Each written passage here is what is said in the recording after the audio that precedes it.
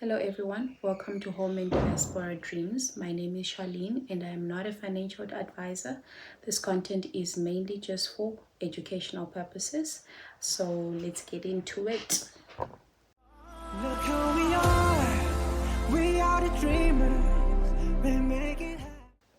So today we have a success story from Butividu Vanokaraku, South Africa. He has been in South Africa for 7 years and Vanemwana and is 7 years as well back home. Vanogara namai vake and vanoshanda vari machine operator mu construction and vane 30 years old. Okay. Alright, so mukoma vedu vati contacta nasi with a beautiful story, successful story of how he has managed to get where he is today as a diasporian for the past 7 years. Akawaita vedu tinouya kunoku with the vision, and some of us we managed to fulfill our vision, but we are not able to because we live basically paycheck to paycheck. And mukoma wanda encounter now nasi, he is somebody that is definitely someone a lot of us can learn from. So we managed to obviously tell me a little bit of his story, where he came from home with basically nothing and managed to secure a job where he is currently working, and he has been working for the same company for the past 7 years, and this was about in 2018 if I'm not mistaken when he came, and he only started his project back home in 2022, which has currently been running for the past 3 years, and he has managed to do quite a lot, which I will definitely be sharing in the, with that being said, let us just start with getting into his finances and just getting an understanding of how he has managed kuti vange vari pavari muzuva ranhasi. So I will start with his income. Mukoma vedu earns 9,000 rands. I will obviously be putting the US dollar currency as well on the screen so that everybody can basically get a better understanding, because I know to my currencies sometimes they can confuse other people. So he currently earns 9,000 rands, and he does not have any debt to his name, and he doesn't have any savings to his name either, but he has an investment, tangible investment. Okay. So we getting into his expenses. So from 9,000 yawe yavanobhadharwa kubasa, mukoma vedu pays 1,500 for rent.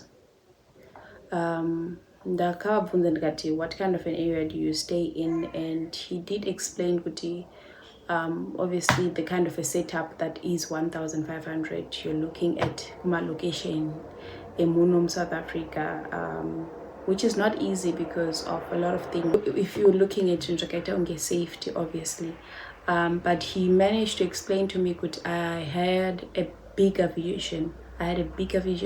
Such that Panandi Chigara at the moment did not really matter to me kuti Drugara Pakaita say, as long as I am going to make my vision come true.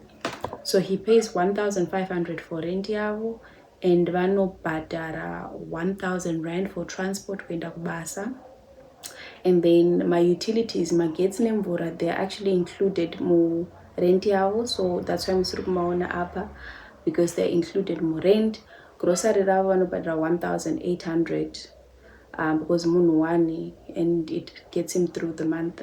Personally, I think it's very disciplined, because grocery is very expensive, and 1,800 to apedzera mwedzi and get into the other month portion of it, which is good.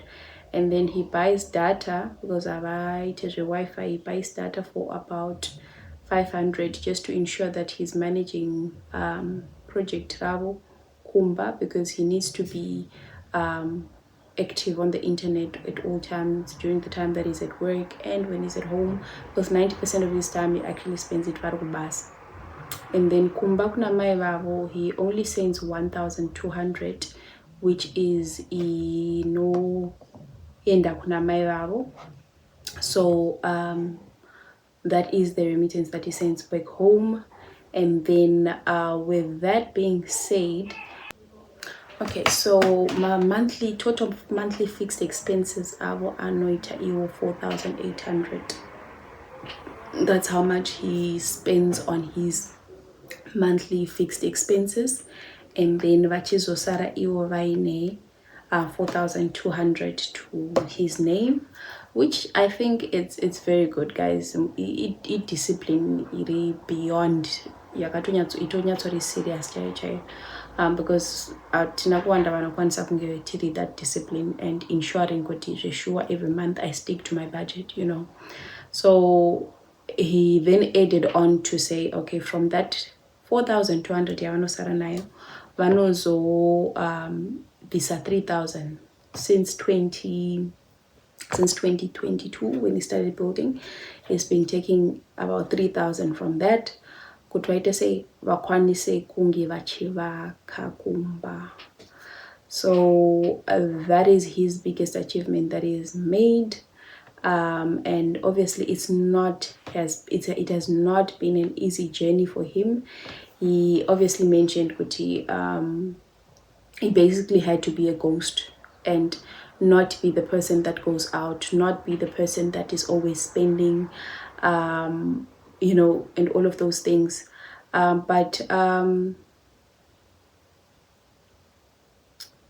he did mention a bit of challenges that he has been facing since he started building, and one of those challenges was kuti obviously when everybody back home heard kuti he is now starting to build, his phone was in a speed up, for everybody was trying to call him to just like let them know of their financial issues, because they basically presumed kuti mane mari makutovaka saka mari munayo.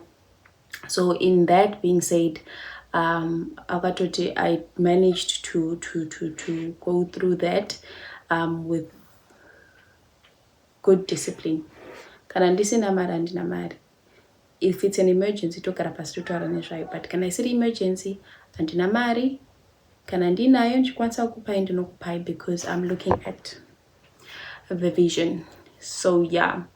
And obviously the other challenges that he's been facing is face most of us that are building at home, which you're looking at even in an exchange rate where you are saving this and then you find kuti rand rakatongozvidakwirawo zvaro, and now you're not able to buy as much material as you would have been able to buy kana if rand was strong, because that's the most biggest disadvantage in South Africa, because rand can be very volatile when it comes to my US dollars. And then with that, he managed to build his house, and I obviously asked in closing if he plans on going back home, and he says kuti he does have plans to go back home. So his house that he built at home is a 3-bedroomed house, which currently it's just completed roofing. They're just doing some final touch-ups, and an extra thing that he has also built is built a greenhouse, and as well, mainly focusing nema road runners, because ndoarikupisa obviously at the moment. So in about a year, less than a year, he does plan on going back home, because obviously basa ravo ravari kuita kunoku harisi basa riri so easy or even possible to get with Zimbabwe, because he's in construction. So Varikuita say his plans are to try and self-sustain himself at home, because he has managed to drill a borehole pamba pavo, and he has managed to also to get himself powered in terms of electricity, the solar system, all of those things. He has managed to do that.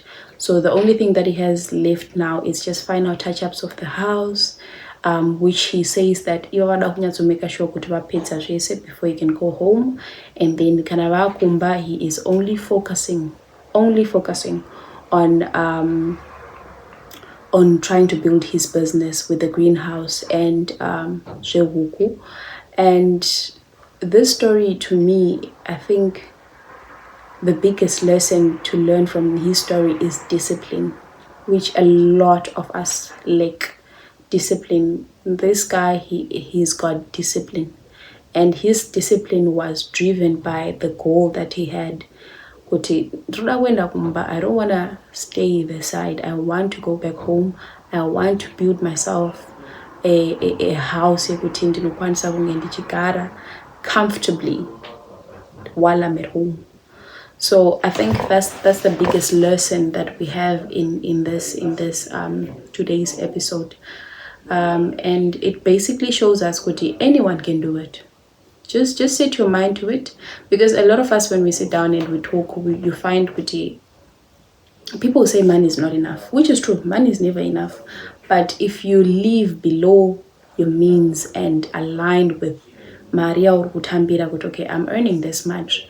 Do I really need to exhaust all the funds that I have and not have anything to show for it? Or can I actually just try and sacrifice the next 2 years, the next 3 years, so that the next 50 years I am comfortable, So yeah, that is what we have for you today.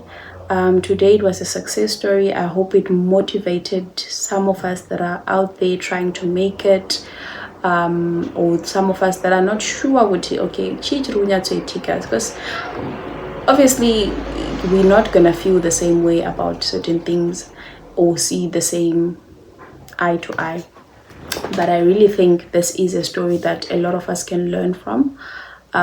His success story has inspired me, and I hope it will inspire you as well.